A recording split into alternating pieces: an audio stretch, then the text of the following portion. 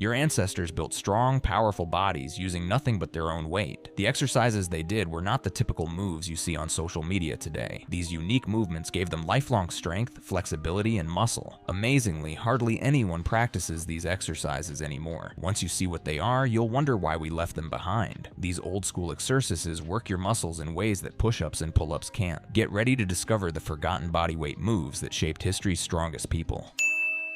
First, let's talk about why the exercises work, but why we forgot them. Our ancestors learned bodyweight training long before sports science existed. The ancient Greeks trained their Olympic athletes without knowing about muscle fibers or biomechanics. Ancient Indian gymnasts created training systems so effective that athletes could do thousands of reps without injury. What made ancient training different is that it wasn't just about training. Ancient cultures believed training connected the body and mind. The Greeks called this kalokagathia, meaning building beauty and strength together. Chinese exercises included breathing and meditation. Indian athletes focused their minds on every movement, which we now call the mind-muscle connection. This approach made athletes strong, flexible, and in great control of their bodies. But why did we forget all this useful knowledge? First, when ancient civilizations fell, their training knowledge disappeared too. The fall of Rome, for example, destroyed many written exercise methods and secrets, like how to make their strong concrete. Second, new inventions like dumbbells and barbells in the 1800s made older, messier bodyweight exercises seem outdated, so people stopped using them. Third, the focus of training changed. Ancient people trained their whole bodies, while modern training is more specialized, like bodybuilders focusing on size or powerlifters on strength. There were no YouTube videos to preserve it. The most important part about it is gym equipment and new routines are easier to sell than simple bodyweight exercises. Now let me show you some hidden exercises from ancient times. First, we have the Hindu push-up, or dand, from India. This move goes from the downward dog yoga pose to the upward dog in one smooth motion. It's much more dynamic than a regular push-up. Not only does it work your chest, shoulders, and triceps, but also your hamstrings, glutes, and core, all at once. Ancient Indian athletes often did hundreds or thousands of these every day as their main upper body exercise. This movement builds amazing shoulder flexibility and core strength, far beyond what regular push-ups offer. These exercises are still practiced in India, but in the West, almost nobody does them. Why? Because regular push-ups are simpler. Hindu push-ups require more coordination, flexibility, and body awareness. Modern fitness culture prefers exercises that are easy to learn in 30 seconds. Hindu push-ups take practice to master. The flowing movement between two yoga positions creates a dynamic stretch and contraction that targets your muscles differently than any modern exercise. Same story with Hindu squats, called Baithak, or you squat deep on your toes with your heels raised the entire time. Your knees travel way past your toes, which modern trainers often say is dangerous. But ancient Indian athletes were doing hundreds of these daily, and their knees were fine. Elite practitioners could do 5,000 in a single session, which is unbelievable. These squats got replaced by regular squats because Western training became obsessed with loading the movement with weights. But the Hindu squat builds incredible leg endurance and ankle mobility. It's a completely different stimulus than weighted squats.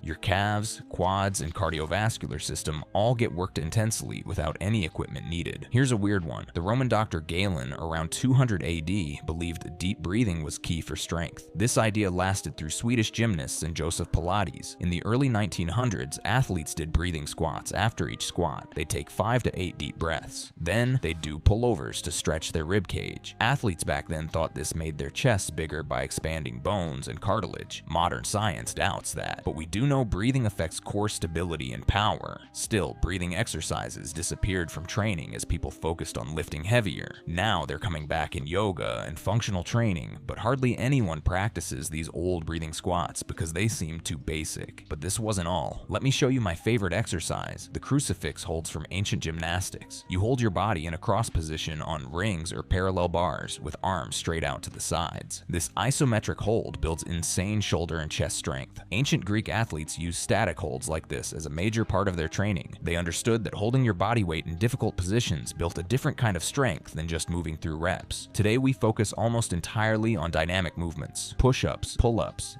dips, but those static holds that ancient athletes mastered, almost completely forgotten. Same with hollow body holds and arch holds that ancient gymnasts would practice for minutes at a time. These positions build core strength that transfers to literally every other movement, but modern training programs skip them because they're not flashy and you can't easily measure progress. Now let's talk about exercises that use simple equipment. This might be the oldest training method ever documented, going all the way back to ancient Egypt. Egyptian soldiers trained with sandbags. Chinese practitioners practitioners swung and carried heavy sandbags as part of their conditioning. Even in the late 1800s, famous strongmen used flour sacks as their main training tool. But then standardized barbells took over because they were cleaner, easier to store, and you could measure the exact weight. Sandbags got forgotten for almost 100 years. Here's what's interesting though. Sandbag training works completely different than barbells. The weight shifts around, so your stabilizer muscles have to work way harder. You can't just groove a movement and zone out like you can with a barbell. Every rep is different. Your core has to constantly adjust. Modern trainers are finally bringing sandbags back because they realized we lost something valuable. The unstable load builds functional strength that transfers better to real life.